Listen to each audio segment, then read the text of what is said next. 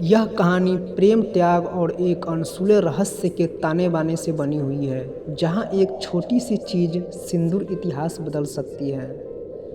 बेला गांव की एक साधारण लड़की थी। उसकी आंखों में मासूमियत और दिल में अनगिनत सपने थे। उस दिन गांव में मेला लगा था। चारों ओर खुशियों का माहौल था। बेला अपनी सहेलियों के साथ मेला घूमने गई।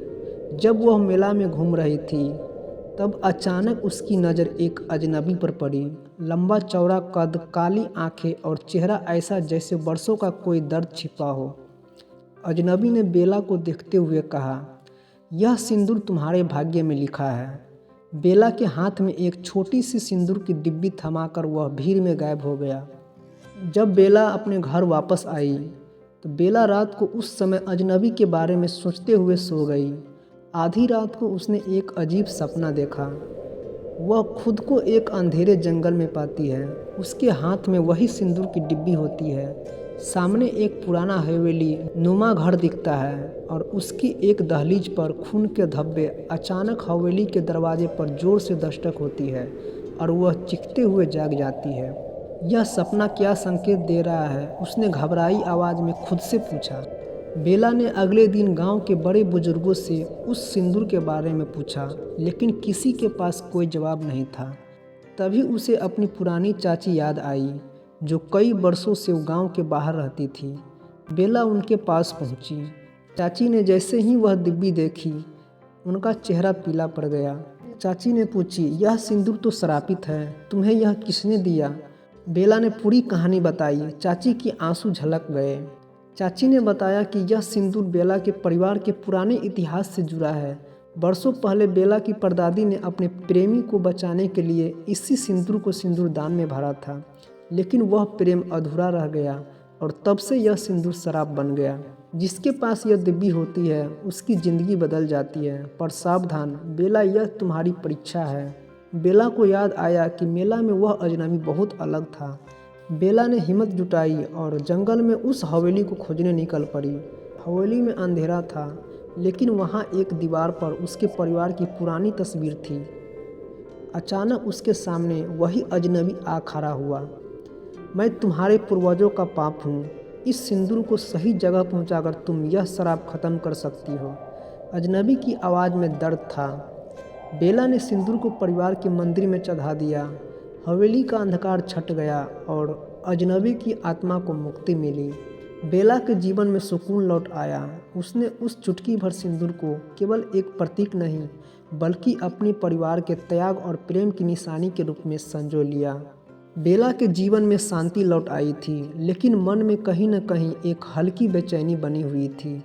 वह सोचती थी कि आखिर उस अजनबी ने क्यों कहा था कि वह पाप है। मंदिर में सिंदूर चढ़ाने के बाद हवेली के अंधेरे छट जरूर गए थे, लेकिन वह अजनबी हमेशा के लिए उसके मन में एक सवाल छोड़ गया।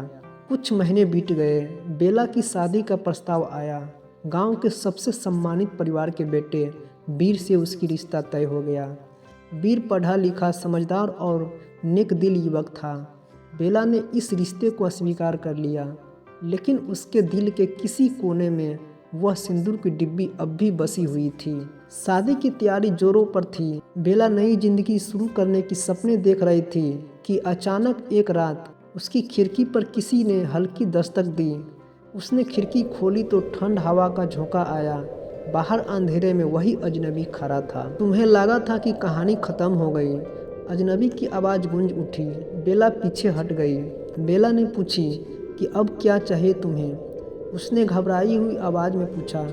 अजनबी ने धीरे से कहा, यह सिंदूर श्रापित नहीं था, बल्कि यह तुम्हारे वंश की परीक्षा थी।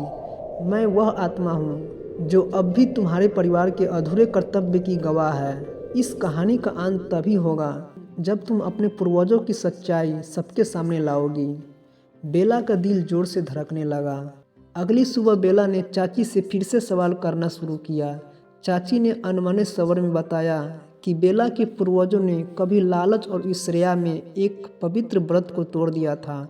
इस कारण पूरे परिवार पर एक अनकहा श्राप लग गया था, जो पीढ़ी पर पीढ़ी चला आ रहा था। तुम्हारे पूर्वजों की आत्माएं मुक्ति के लिए तरस रही है बेला। यही वजह है कि अब अजनबी तुम्हारे सामने आता है। बेला ने ठान लिया कि वह इस शराब को हमेशा के लिए समाप्त करेगी। शादी से एक रात पहले बेला ने वीर को सारी बात बताई। वीर ने उसका साथ देने का वादा किया। दोनों ने मिलकर हवेली की ओर जाने का निर्णय लिया। आधी रात को बेला और वीर जंगल के अंधेरे रास्ते से होते हुए उस हवेली पहुँचे। हवेली की दीवारें फिर से भारी सन्नाटे में डूबी हुई थी। हवेली के बीचों बीच एक पुराना कुआं था जिसे बरसों से किसी ने छुआ तक नहीं था। अजनबी की आत्मा वहाँ खड़ी हुई दिखाई दी।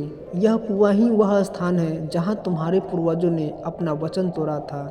अब तुम्हें इस सिंदूर को कुएं में प्रभावित करना होगा और अपने परिवार के पापों के लिए क्षमा मांगनी होगी। बेला ने कांपते हाथों से डिब्बी खोली और प्रार्थना करते हुए सिंदूर को कुएं में प्रभावित कर दिया। हवेली में तेज हवाएं चलने लगी और अचानक चारों ओर एक दिव्य प्रकाश फैल गया। अजनबी की आत्मा शांत होकर आसमान की ओर विलीन हो गई। सुबह होने तक हवेली का अंधेरा हमेशा के लिए समाप्त हो चुका था। बेला और वीर गांव लौट आए। गांव वालों ने इस घटना को चमत्कार मानकर अस्वीकार किया। बेला के दिल से एक बड़ा बोझ हट चुका था। शादी के दिन बेला के माथे पर वही चुटकी भर सिंदूर भरा गया, लेकिन अब वह सिंदूर किसी शराब का प्रतीक नहीं बल्कि नई शुरुआत और पवित्रता का चिन्ह था। बेला और वीर ने अपने जीवन को एक नई दिशा दी। उस चुटकी भर सिंदूर ने न केवल उनके परिवार को मुक्ति दिलाई बल्कि यह भी सिखाया कि इतिहास की गलतियों को सुधारने का साहस ही सबसे बड़ी जीत होती है। तो फ्रेंड्स, कहानी यही समाप्त होती है, लेकिन यह संदेश छोड़ जाती है कि सच्चाई और साहस से अतीत का अंधकार भी मिटाया जा सकता है। तो आप लोगों का ये स्टोरी कैसा लगा तो आप लोग कमेंट में ज़रूर बताइएगा, क्योंकि हम इसी तरह स्टोरी लाते रहते हैं कि आप लोगों को कुछ सीखने को मिले। आप लोग सपोर्ट ज़रूर कीजिएगा और वीडियो अच्छा लगा तो प्लीज़ एक लाइक ज़रूर कर देना और चैनल को सब्सक्राइब ज़रूर कर दीजिएगा। तो फिर मिलते एक नेक्स्ट स्टोरी के साथ, तब तक के लिए आप सभी को धन्यवाद।